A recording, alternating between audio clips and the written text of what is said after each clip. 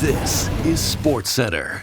Hey, I'm Marissa on Week 12, and the NFL kicks off tonight with an AFC North clash between the Steelers and Browns. Following their massive win over the Ravens last week, Pittsburgh stands alone atop the AFC North. And honestly, credit to Mike Tomlin, because no one would have expected them to be in first place after 11 weeks. And thanks to the Bills' win over the Chiefs last week, Pittsburgh is legitimately in contention for the 1 seed. But looking at Pittsburgh's remaining schedule, that's easier said than done. Theoretically, the next 3 weeks should be easy, as they go Browns, Bengals, Browns. But it seems like these AFC North clashes are never as easy as they seem on paper. And after that, they're at the Eagles and at the Ravens, before finishing the season at home with the Chiefs, then Bengals. So if they're going to contend for the 1 seed, they're going to have to earn it. On the Browns side of things, this season has been ugly. Former Coach of the Year Kevin Stefanski seems to be on the hot seat, but he's not listening to any of that side noise. That's life in the big city.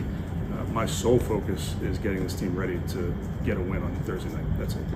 Now, as good of a coach that many think Stefanski is, he's kind of been in an impossible situation in Cleveland this year. And looking at the remaining strength of schedule, they are in trouble, as their remaining opponents have a winning percentage of .630. That's the third hardest remaining strength of schedule in the NFL. Cleveland are 3.5-point home dogs for tonight's game, with a total set at 37.5. And you can watch the Steelers and Browns tonight on TSN at 8:15 Eastern and 5:15 Pacific, with pregame getting going nice and early at 7. To the ice, and last night, Toronto Maple Leafs forward Matthew Knies left the game after taking a big hit from Golden Knights defenseman Zach Whitecloud. And Whitecloud, why would you do me like that? Okay, you know how much I rode for you in our GM series on YouTube. I don't know, where is this hostility coming from? The Leafs felt the hit was dirty, which led to a bit of a kerfuffle afterwards. Whitecloud, on the other hand, was only penalized for his altercation after the hit, and received no penalty for the hit even after it was reviewed.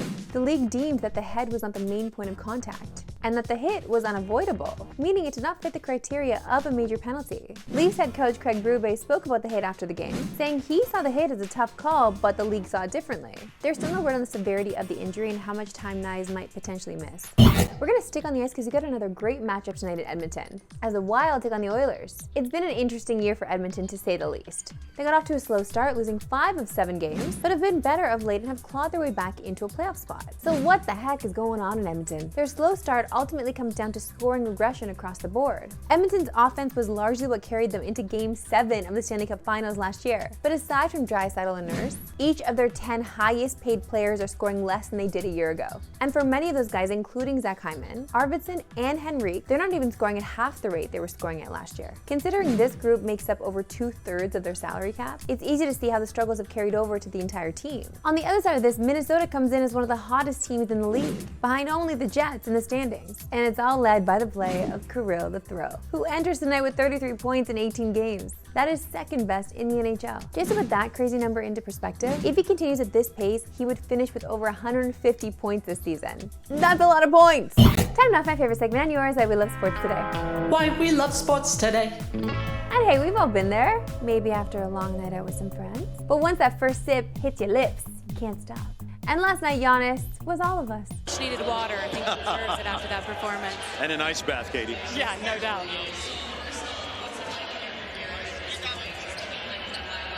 That's a long sip, Katie. I love that he even knew he was on camera the whole time. It's okay. You know what? You gotta hydrate. He was working hard. Okay, it's Thursday, so you know we gotta hit you with some Fanduel Fast Facts. I think my record is 4-5. Anyway, it doesn't really matter because this whole segment is about my producer trying to sewer me. I don't know, man. It's probably 4. Who knows? Here we go. Since 2023, the Steelers have the best record in the NFL against division opponents, 6-1. They are -184 on the money line tonight in Cleveland. Since 2006, the Steelers have the best division record in the NFL from Week 12 on, going 38-12. Their opponent tonight, Cleveland, has the worst record in that span, going 9-35. The Steelers are 9-10 on Thursday night since 2007, while the Browns have won 5 straight games on short rest, including a home win over Pittsburgh on Thursday night in 2022. Cleveland is +154 on the money line tonight. A win tonight in Pittsburgh will be Pittsburgh's 21st straight season without losing a losing record. Their win total to start the season was 8.5 on Fanduel, 8.5 on Fanduel, and their current win total on Fanduel is 11.5 with a slight juice on the under. Russell Wilson is 4-0 on the season, averaging 235.5 passes. Okay. Honestly, I think it's just going to be 4 across the board all season long. I don't know what else to tell you when I have 5 facts in 1 fact. Hopefully you learned something. I know I did. And you can watch the Steelers and Browns tonight on TSN at 8:15 Eastern, 5:15 Pacific. The coverage starting nice and early at 7 Eastern. That's it for me today. We'll see you up again tomorrow at 3 Eastern. No Pacific. Have a good one.